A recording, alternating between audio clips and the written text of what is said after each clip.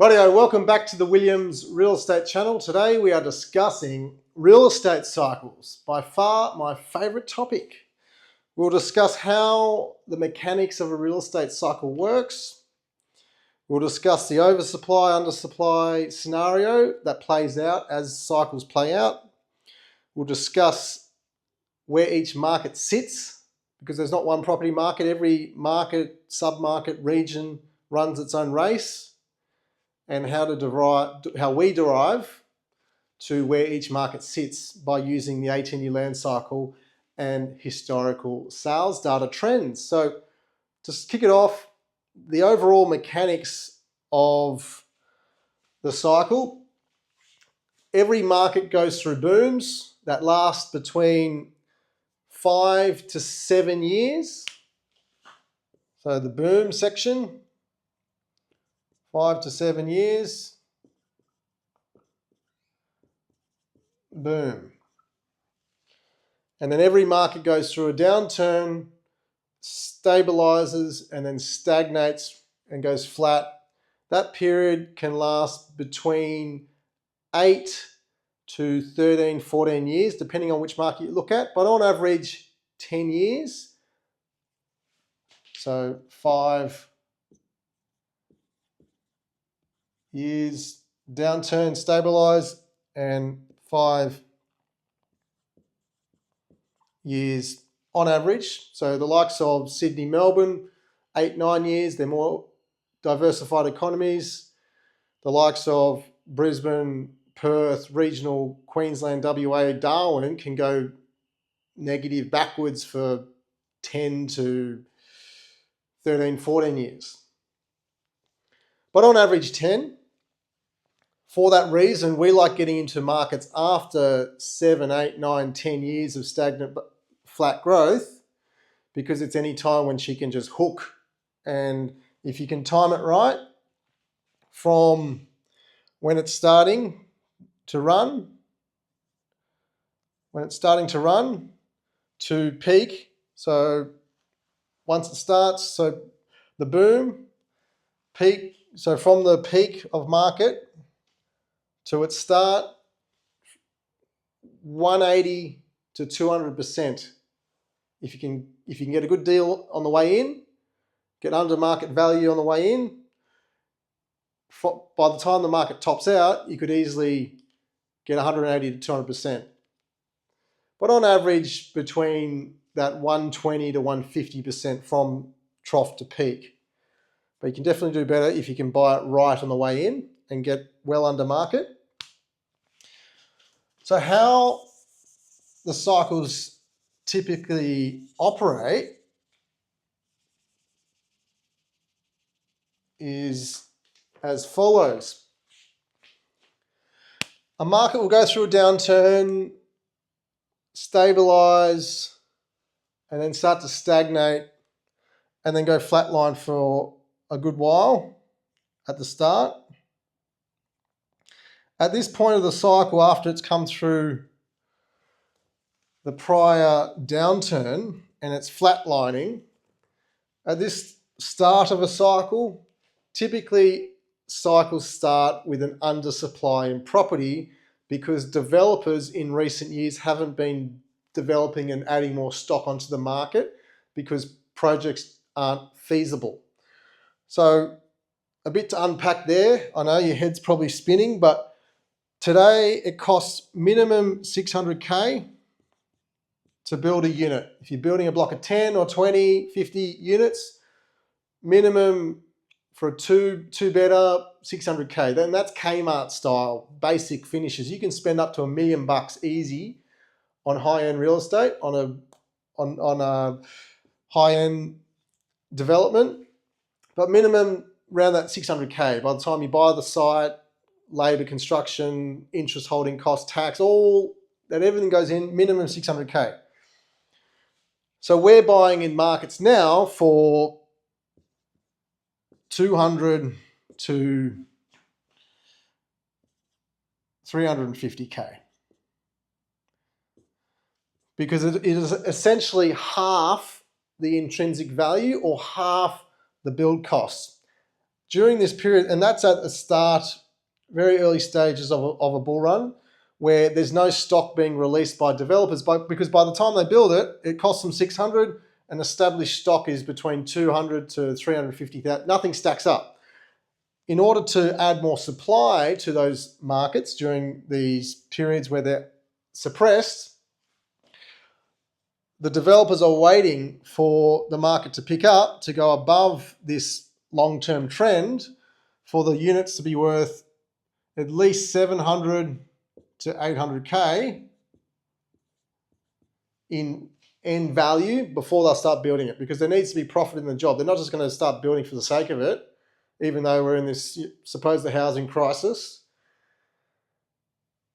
The market has to move in order to make projects feasible, at which point, when the market does start to pick up, developers do start building like crazy again.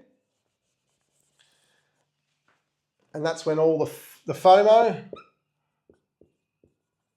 all the stupid money likes to pour in towards the tail end of a boom. And that's when we see new and off the plan, new house and land packages being released to the market, all the shiny brochures, all the spruikers, everyone thinks they're a guru. That's when developers are pushing their stock, because they typically need 50% pre-sales. If they're going to a bank and getting funding, they need at least 50% pre-sale before the bank will lend them the balance funds or private equity to finish the build. So developers will release stock onto market, and if they're not quite savvy, they might end up having to convert it to a build-to-rent model if they can't. They build it and the market starts to turn and they end up having to hold it for the next market cycle. They might even have to turn it into a build-to-rent and hold it for a long term, but they'll typically release stock towards the tail end of a boom where the market's charging and the market's booming, and they'll drip feed their stock. They don't just wake up one day and build a block of 100 units and say, release it all to the market, because that will suppress prices. They drip feed their stock onto the market, so it keeps the market buoyant, supply and demand. So at this point, we see developers releasing stocks. So they're building all the high-rise apartment buildings. Typically, peak market, we see the biggest, tallest, best projects ever. They then release that stock. Then there's an oversupply, more supply of property than demand from buyers. The market then goes through a downturn. So if you buy a new off-the-plan apartment or house and land package in a market that is during the final boom years, that's a shit investment, because you expect once the market turns, you could be easily in negative equity. And that's typically when you hear the punters say never buy a unit, they're a shit investment. 9 times out of 10, those people have bought at a peak market, new and off the plan, before a downturn. If you buy established stock, like what we're doing today, between 200 to 350 with solid yields, it can only go one way, and that's up, because over time the price you pay will realign to the build cost. That's when the market's balanced, and then in the boom, when all the stupid money starts pouring in, that's when it exceeds it. So timing the market well can help you maximize your capital growth within a very short period of time. And then you can refinance, draw the equity out, and put it into the next deal. Continue to keep growing and building your portfolio. So a market will start. This will be an oversupply. There'll be shitloads of stock on the market. Typically, developers will buy a site. So an old warehouse or a factory, something that's got the zoning to do development. They'll sit on it for 10 years. In the meantime, they'll look to rezone it, put the DA into the council, because that can take years. So they time it. And then they'll start building once the market becomes feasible and stacks up again. At the early stages of a cycle, and during this period here, yields are between 3 to 4%. So they're quite compressed after the previous boom. Once the market starts to pick up, the yields will rise first. Rents rise first, yields become attractive. So yields can get up to 6 to 7, even 8%. sometimes 9. Sometimes they touch 9, and then once they hit about 8, 9, that's when the price then follows, because the high yields attract investment. All the smart money enters in at the early stages of the cycle. So the intelligent investors, the property developers, they all enter the markets that are more suppressed, that have gone through their trough, where the downside risk is minimal because it's been tested, it's stabilized for many years, and it's only a matter of time where the market will pick up. And first leading indicator is the yield. So as an example, in Melbourne, yields now between 6, 7, 8%. 5 years ago, they were 3 to 4% because they had gone through that boom between 2010 to 2017. Yields get compressed, developers oversupply, goes to a downturn, the yields are low. Yields are starting to rise now. Yields rise, that then gets capitalized into higher prices, and then all the punters mainstream catches on during this period here. That's the boom, and all the FOMO starts to rush in. We then enter a peak market, oversupply. As the prices rise, they then compress the yields to 3 to 4% again, even less. It squeezes the yields, and then that's a leading indicator to show, okay, well, if prices have risen between 120 to 150% in the last 5, 6 years, and yields are compressed 3, 4%, that's a leading indicator the market's about to top out. Okay, so I think we can move on now to another way I look at it. That's using yields, that's using the intrinsic value to work out where each market sits. Another way I like to use a different metric to understand where each market sits is using the 18-year land cycle. You've probably seen other videos of me harping on about the 18-year land cycle. The 18-year land cycle will give you the framework to understand where each market sits based off historical sales data, because there's not one property market. There's not one Australian property market. We don't all go, every market doesn't go through this peak and trough in one rhythm. It's broken up into many markets and sub-markets. In the first quarter of the 18-year land cycle, Sydney, Melbourne outperform. People then decentralise into the likes of regional New South Wales, Victoria, ACT, Tassie. They then perform in that second quarter, like what happened from around 2015, 16 to 2022. We then come to a midpoint of the cycle where then people then decentralise into the likes of Brisbane, Perth, Adelaide. Those markets outperform in the third quarter. People will then get pushed out again into their respective regions and Darwin, and that's when we see regional Queensland, WA, regional South Australia, Darwin, like where we are now, outperform in the fourth quarter. We then go through the overall market downturn, Sydney, Melbourne then start again. So check out a couple of other videos. I'll leave a link in the comments below regarding the latest market update I did on each market around Australia based off the 18-year land cycle and historical sales data. But for those that are still watching, I'll give you a hint of where each market sits around Australia on the general real estate cycle. We'll start with the obvious ones. We'll start with Brisbane.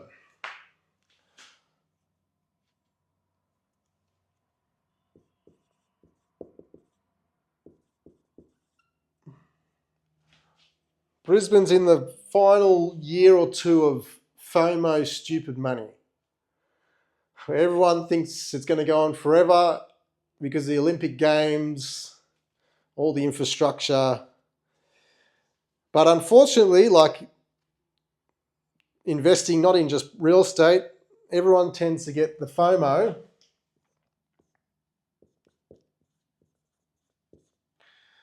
at the final year to 2 years of a market cycle, at which point it's the most dangerous time to get into the likes of Brisbane. Same goes for Perth, Adelaide. Adelaide's showing signs of a top and even showing signs of already starting to cool, very early stages. If you look at the sales data, these markets are all in that final euphoria.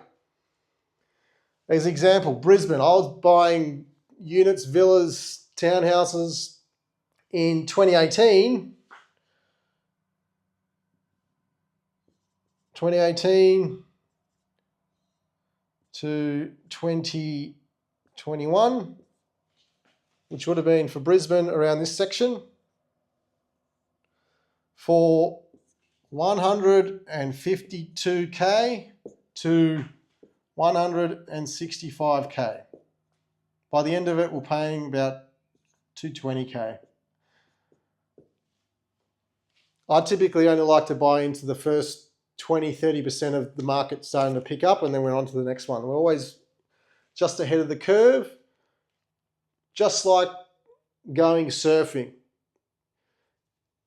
You look at the radar. I'm not a crash hot surfer, but the surfers typically look at the radar, see which way the wind's going, so they pick their market or their point to surf. They then go down to the beach, they check out the swell, check out who's out there, see which way the waves are coming in. They'll then get down onto the sand, get ready to rock and roll, and then they'll time it. They'll go out not when the set's coming in, but when it's nice and calm, and they'll get there, and a good surfer will be able to paddle out quite easily. As soon as they get there, the set will come through, and away they go. You don't want to get out too early and be waiting around for half the day for the waves to come. And you don't want to get out there too late when the set's coming through and you get taken out in the wash. Same concept. We're buying in Brizzy for 152, 165, by the end of it around low 200s. Now, I've got sales agents calling me every week wanting to sell them for 450 to 500K. I will sell them come peak market next year and the year after. Vacate tenants, spruce them up. One needs a kitchen, one needs a bathroom, paint.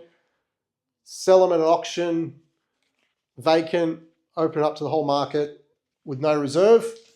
I'll stand there on the day with a vendor bid if I have to do it, but the market, I'm happy to sell for fair market value, because by that point they'll be hitting over 500 easily. So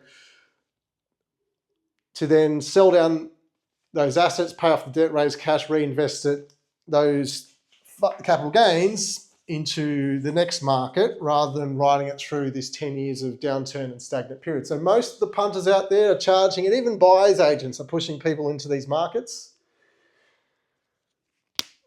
Second to Brisbane and Perth would be regional Queensland, QLD. So the likes of Townsville, Cairns, Rockhampton, Mackay, the likes of Dalby, Warwick, Toowoomba, these regional towns are trailing behind Brisbane. Brisbane will top first, followed by the regions. They're probably 2 to 3 years away from market peak.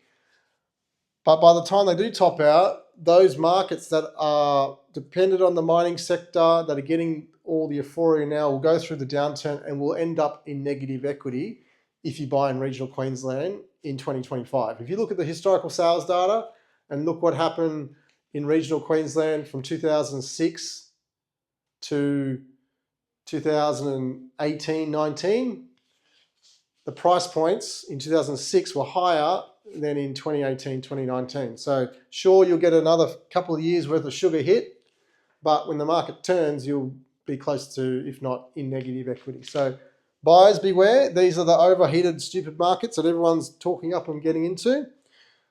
What people aren't thinking of are the likes of, well, probably becoming more mainstream these days, Melbourne,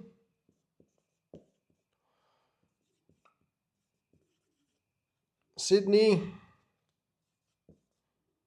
in certain products, in certain markets, and then trailing regional VIC, Victoria, regional New South Wales, ACT, Tassie, all topped out around 2022, have gone through their downturn, started to stabilise, but have a good few years, couple of years, between 3 to 7, 8 years before they'll be primes like Sydney, Melbourne are today for their next growth cycle. So I hope you enjoyed that. Hope that makes sense. Feel free to shoot me an email if you want help buying an investment property and scaling your portfolio. If you have already got properties and you're unsure what to do next to get you to that next level, we can pull apart your portfolio, run the historical sales data, and I can map out where each of your properties sit based off the cycle using the 18-year land cycle and the historical sales data. Until next time, thanks for watching.